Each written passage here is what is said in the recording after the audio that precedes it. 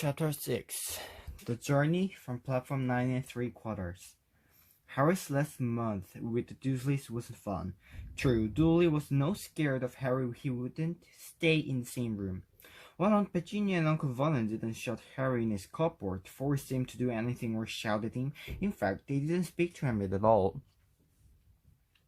Half terrified, half furious, they acted as though any chair with Harry in it was empty. Although this was an improvement in many ways, it did become a bit depressing after a while. Harry kept to his room. With his new owl for company, he had decided to call her Hedwig, a name he had found in the history of magic. His school books were very interesting. He lay on his bed reading late into the night. Hedwig sweeping in and out of the open window as she pleased. It was lucky that Aunt Petunia didn't come into Hoover anymore, because Hedwig kept bringing back dead mice. Every night before he went to sleep, Harry ticked off another day on the piece of paper he had pinned to the wall, counting down to September the 1st. On the last day of August, he thought he'd better speak to his aunt and uncle about getting to King's Cross Station next day, so he went down to the living room where they were watching a quiz show on television. He cleared his throat to let them know he was there, and Dudley screamed and ran from the room. Uncle Vernon? Uncle Vernon grunted to show he was listening. I need to be at King's Cross tomorrow to go to Hogwarts. Uncle Vernon grunted again. Would it be alright if you gave me a lift?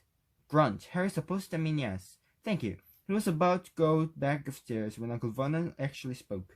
Funny way to get to wizard schools. The train magic carpets all got punchers, have they? Harry didn't say anything. Where is this school anyway? I don't know, said Harry, realizing this for the first time. He pulled the ticket Hagrid had given him out of his pocket. I just taken the train from platform 9 3/4 at 11 o'clock, he read. His aunt and uncle stared. Platform what? 9 3/4? Don't talk rubbish, said Uncle Vernon. There is no platform 9 3/4. It's on my ticket. Barking, said Uncle Vernon, howling mad, a lot of them, you'll see, you just wait. Alright, we'll take you to King's Cross. We're going to London tomorrow anyway, or I would bother. Why are you going to London? Harry asked, trying to keep things friendly. Taking Julie to hospital, growled Uncle Vernon. Go to the ruddy tail removed before he goes to smell things. Harry woke at 5 o'clock the next morning, and he was too excited and nervous to go back to sleep. He got up and pulled up on his jeans because he didn't want to walk into the station in his wizard's robes. He changed on the train. He checked his Hogwarts list yet again to make sure he had everything he needed.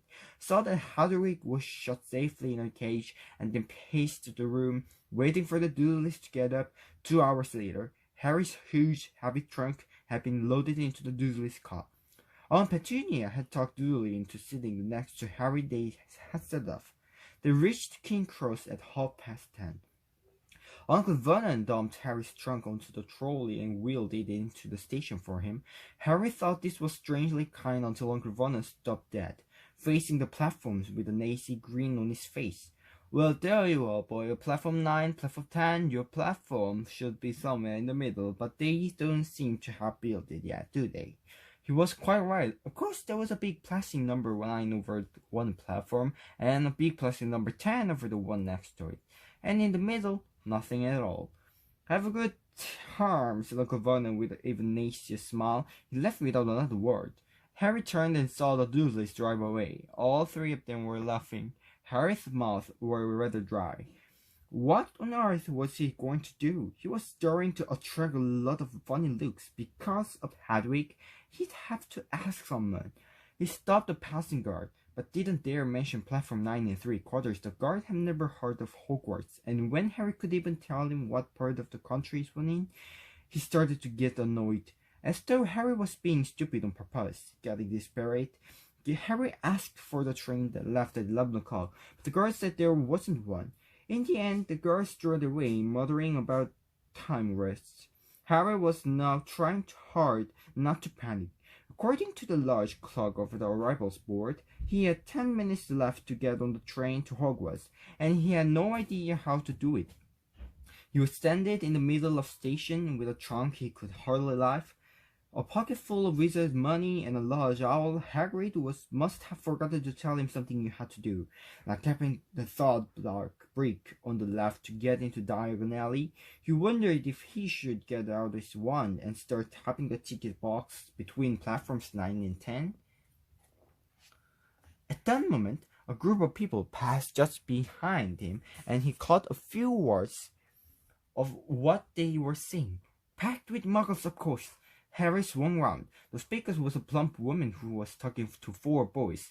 All with flaming red hair, each of them was pushing a trunk like Harry's in front of him, and they had an owl. Heart humming, Harry pushed his trolley after them. They stopped, and so did he, just near enough to hear what they were saying. Now, what's the platform number? Said the boy's mother. 9 3/4, peeped a small girl, also red-headed, who was holding her hand. Mama, can I go? You're not old enough, Ginny. Now be quiet. All right, Percy, you go first. What looked like the oldest boy marched towards platform 9 and 10. Harry watched it careful, not to blink his case miss it. But just as the boy reached the divide between the 2 platforms, a large crowd of tourists came swirling in front of him, and by the time the last roadsick had cleared away, the boy had vanished. Fred, you next. The plump woman said, I'm not Fred, I'm George, said the boy. Honestly, you wouldn't call yourself our mother. Can't you tell I'm George? Sorry, George dear.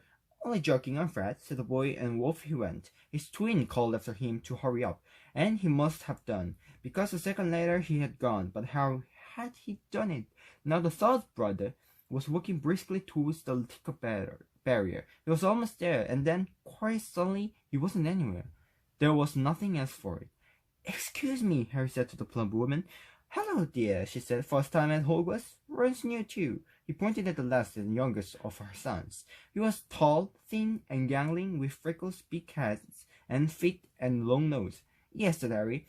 The thing is, I don't know how to get onto the platform, she said kindly, and Harry nodded. Not to worry, she said. All you have to do is walk straight at the barrier between platforms 9 and 10. Don't stop and don't be scared. You'll crash into it. That's very important. Best do it a bit of run if you're nervous. Go on now before run. Okay, said Harry. He pushed his trolley around and stared at the barrier. It looked very solid. He started to walk towards it. People jostled him on their way to platform 9 and 10. Harry walked more quickly. He was going to smash right into the ticket box, and then he'd be in trouble. Leaning forwards on his toilet, he broke into a heavy run. The barrier was coming nearer and nearer. He wouldn't be able to stop. The trolley was out of control. He was foot away. He closed his eyes, ready for the crash. It didn't come. He kept on running. He opened his eyes. A scarlet steam engine was waiting next to the platform packed with people. A sign over there said, Hogwarts Express, 11 o'clock. Harry looked behind him and saw a wrought iron archway where the ticket box had been, with the hours platform 9 3/4 on it. He had done it. Smoke from the engine drifted over the heads of the chattering crowd, while cats of every color would here and there between their legs. Owls hooted to each other in a disgruntled sort of way over the Babel and the scraping of heavy trunks. The first few carriages were already packed with students, some hanging out of the window to take to their families, some fighting over seats. Harry pushed his trolley off down the platform in search of an empty seat. He passed a round-faced boy who was saying, Gran, I've lost my toad again. Oh, Neville, he heard the old woman sigh. A boy with dreadlocks was surrounded by a small crowd. Give us a look, Lee, go on. The boy lifted the lid of a box in his arms, and people around him shrieked and yelled as something inside poked out a long, hairy leg. Harry pressed on through the crowd until he found an empty compartment near the end of the train. He put Hedwig inside first, and then started to shove and heave his trunk towards the train door. He tried to lift it up the steps, but could hardly raise one, and twice he dropped it painfully on his foot. One hand, it was one of the red-haired twins he'd followed through the ticket box. Yes, please, Harry repeated. Oh, Fred, come and help.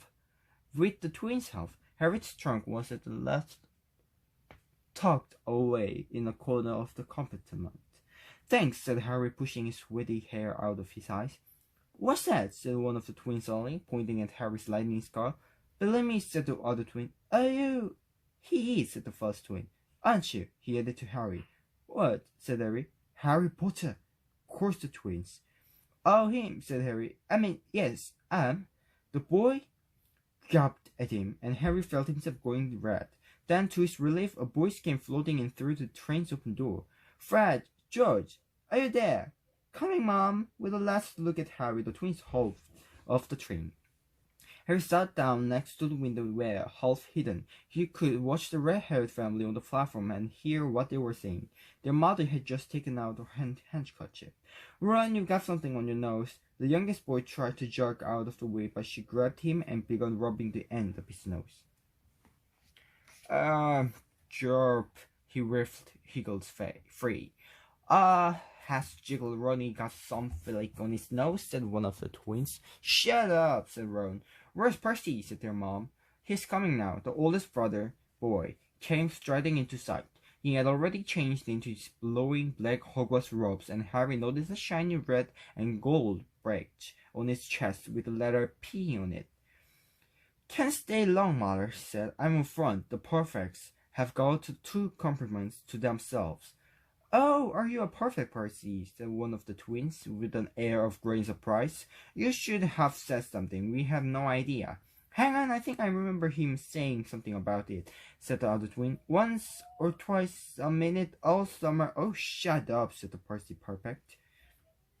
How come Percy gets new robes anyway? Said one of the twins.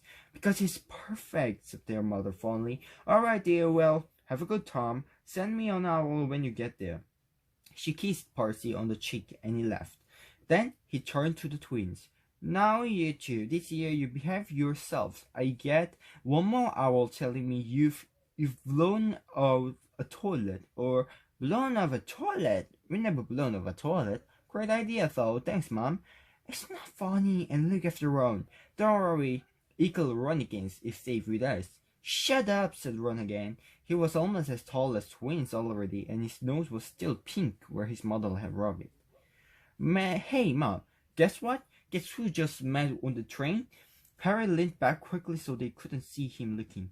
You know that black-haired boy who was near us in the station? Knew who he is? Who? Harry Potter! Harry heard the little girl's voice. Oh, Mom, can I go on the train and see him, Mom? Oh, please. You have already seen him, Ginny, and the poor boy isn't something you Google it, Jew. Is really, Fred? How do you know? Ask him, Soy Scar is really there like lightning. Poor dear. No wonder he was alone, I wondered. He was ever so polite when he asked how to get on the platform. Never mind that. Do you think he's remember what you know who looks like? The mother suddenly became very stunned. I forbid you to ask him, Fred. No, don't you dare. As though he needs reminding of that on his first day at school. All right, keep your help. A whistle sounded. Hurry up, the mother said, and the 3 boys clambered onto the train. They leaned out of the window for a hearty kiss. Then goodbye, and their youngest sister began to cry.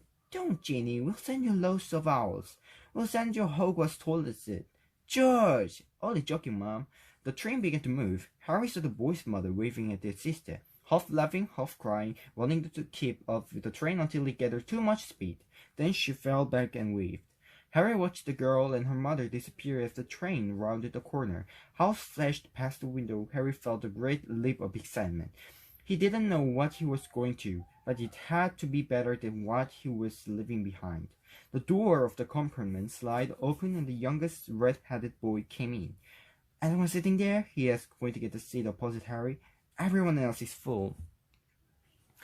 Harry shook his head and the boy sat down. He glanced at Harry and then looked quickly out of the window, pretending he hadn't looked. Harry saw he still had a mark on his nose. I'm Ron. Hey, Ron. The twins were back. Listen, we're going down the middle of the train. Liz Jordan's got a giant tarantula down there. Right, mumbled Ron. Harry, said the other twin. Should we introduce ourselves? Fred and George Weasley. And this is Ron, our brother. See you later, Dan.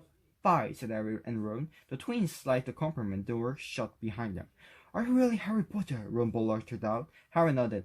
Oh, well, I thought you might be one of Fred and George's jokes, said Ron. And have I really got you know... He pointed at Harry's forehead. Harry pulled back his fringe to show the lightning scar. Ron stared. So that's where... You know who... Yes, said Harry, but I can't remember it. Nothing, said Ron eagerly. Well, I remember a little green lights, but nothing else. Wow, said Ron. He sat and stared at Harry for a few moments. Then, as though he had suddenly realized that he was doing, he looked quickly out of the window again. Are all your families wizards? Asked Harry, who found Ron just as interested as Ron found him. Yes, I think so, said Ron. I think Mom's got a second cousin who's an accountant, but we never talk about him, so you must know loads of magic already. The Weasleys were clearly one of those old wizarding families the pal boy in Diagon Alley had talked about. I heard you went to live with Muggles, said Ron. What are they like? Horrible. Well, none of them, all of them. My aunt and uncle and cousins are, though. Wish I had the 3 wizard brothers. 5, said Ron for some reason. He was looking gloomy. I'm the 6th in our family to go to Hogwarts. You could say I've got a lot of to live with, Boo. Bill and Charlie have already left. Bill was head boy, and Charlie was captain of Quidditch. Now Percy's perfect. Fred and George are around a lot, but they still get really good marks and everyone thinks they are really funny. Everyone accepts me to do as well as others, but if I do, it's not a big deal, because they did it first. You never get anything new either. With 5 brothers, I got Bill's old robe, Charles's old one, and Percy's old rat. Ron reached inside his jacket and pulled out a fat grey rat, which was asleep. His name is Scabbers, and he's useless. He hardly ever wakes up. Percy got an owl from my dad for being made a perspect, but they couldn't I got Scabbers instead. Ron's ears went pink. He seemed to think he said too much, because he went back to staring out of the window. Harry didn't think there was anything wrong with not being able to afford an owl. After all, he never had any money to his life until a month ago, and he told Ron so, all about having to wear Dudley's old clothes and never getting proper birthday presents. These seemed to cheer Ron up, and until Hagrid told me, I didn't know anything about being a wizard or about my parents' involvement. Ron gasped. What? Said Harry. You said you know whose name, said Ron, sounding both shocked and impressed. I ever thought you of all people. I'm not trying to be brave or anything, say the name, said Harry. I just never knew you shouldn't. See what I mean? I've got loads to learn, I bet, he added, voicing for the first time something that he had been worrying on him a lot lately. I bet I'm the worst in the class. You won't be. There's loads of people who came from Muggle families and they're learning quick enough. While they had been talking, the train had carried them out of London. Now they were speeding past fields full of cows and sheep. They were quiet for a time, watching the fields and lanes flick past. Around 12:30 there was a great clattering outside in the corridor and a smiling, dimmed woman slid back their door and said, Anything of the troll ladies? Harry, who hadn't had any breakfast, leaped to his feet, but Ron's ears went pink again. He muttered heat brought sandwiches. Harry went out into the corridor. He had never had any money for sweets with the Dursleys, and now that he had pockets rattling with gold and silver, he had ready to buy as many Mars bars as he could Harry. But the woman didn't have Mars bars. What she did have were Bertie Bott's every flavor beans, Drobble's best blowing gum, chocolate frogs, pumpkin pasties, cauldron cakes, liqueurs ones, and a number of strange things Harry had never seen in his life. Not wanting to miss anything, he got some of everything and paid the woman 11 silver silks and several rose nuts. Ron stared at Harry, brought it all back into the compartment and tipped it onto the empty seat. Hungry, eh? Starving, said Harry, taking a large bite of the pumpkin pasty. Ron had taken a lumpy package and unwrapped it.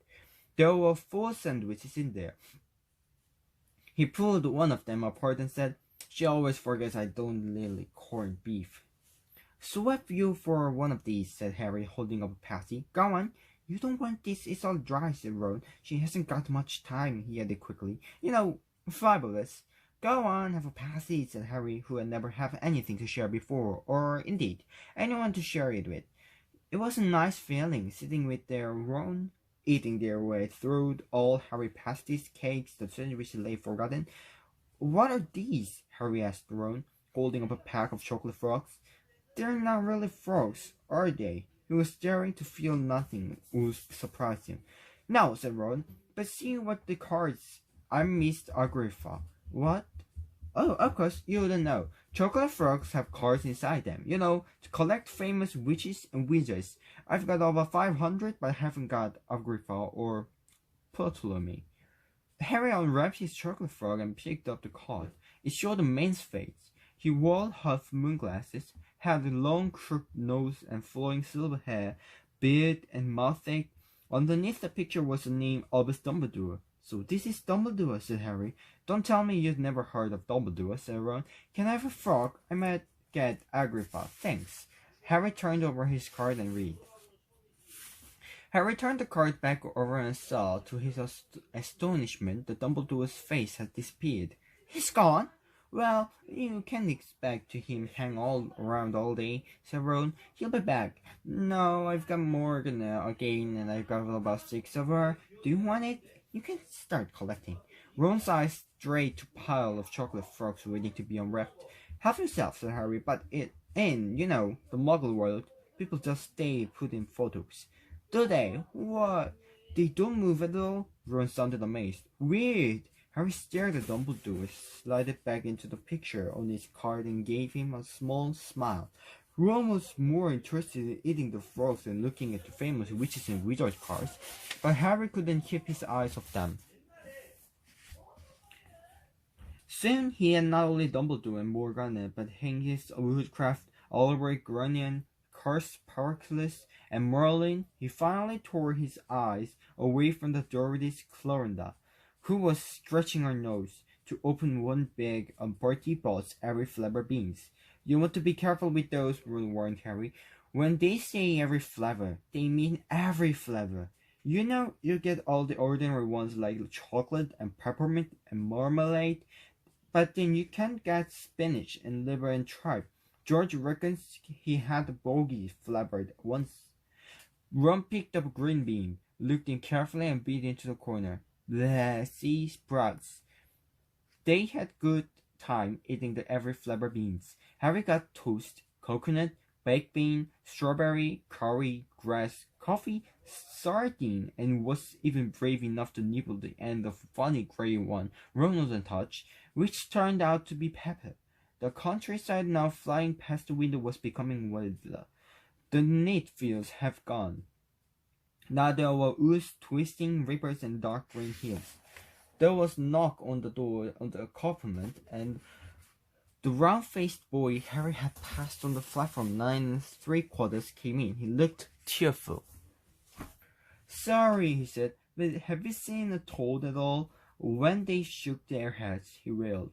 I've lost him. He keeps getting away from me. He turned up, said Harry. Yes, said the boy miserably. Well, if you see him, he laughed. Don't know what's so bothered, said Ron. If I brought a toad, I'd lose it as quick as I could. Mind you, I brought scabbers, so I can't talk. The rat was still snoozing on Ron's lap. He might have died, and you wouldn't know the difference, said Ron in disgust. I tried to turn him yellow yesterday to make him more interesting, but the spell didn't work. I'll show you, look. He roamed around in his trunk and pulled out a very battered-look wand. He was chipped in places and something white was glinting at the end.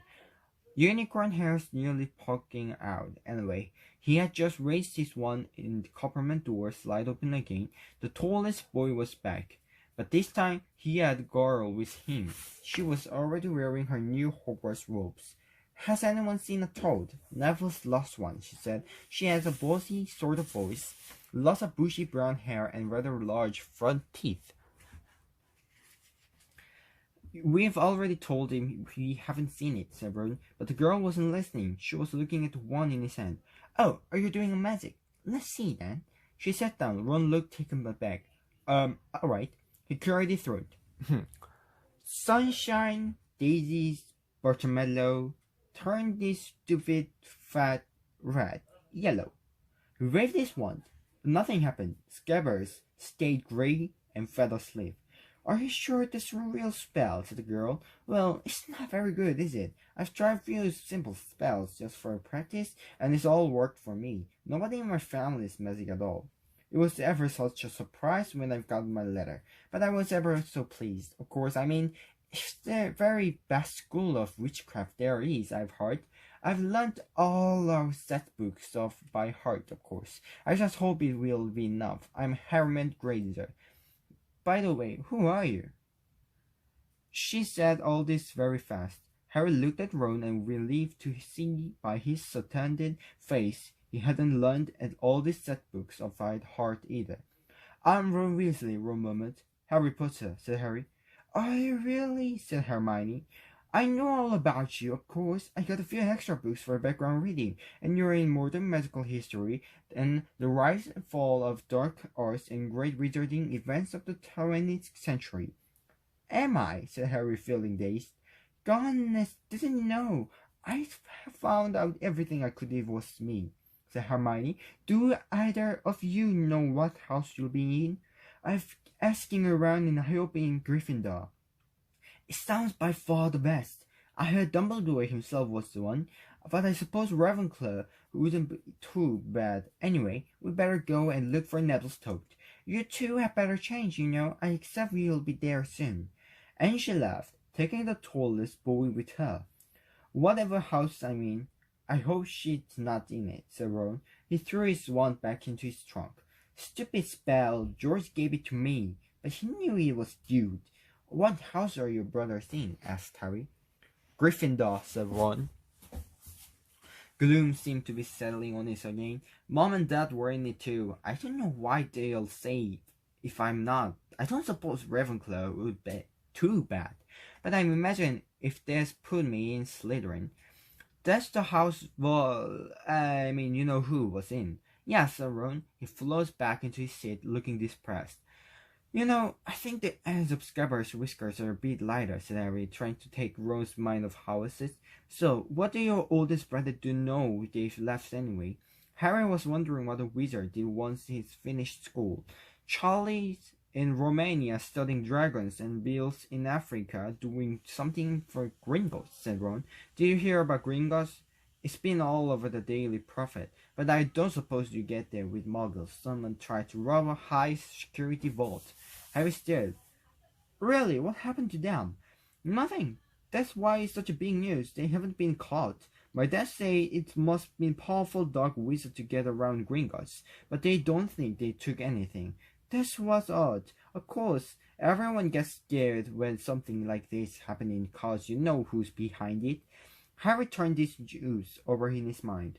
He was staring to get a prickle of fear every time you know who was mentioned.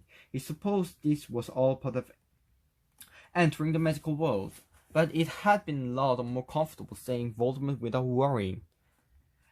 What's your Quidditch team? Ron asked. I don't know any, Harry confessed. What? Ron looked dumbfounded.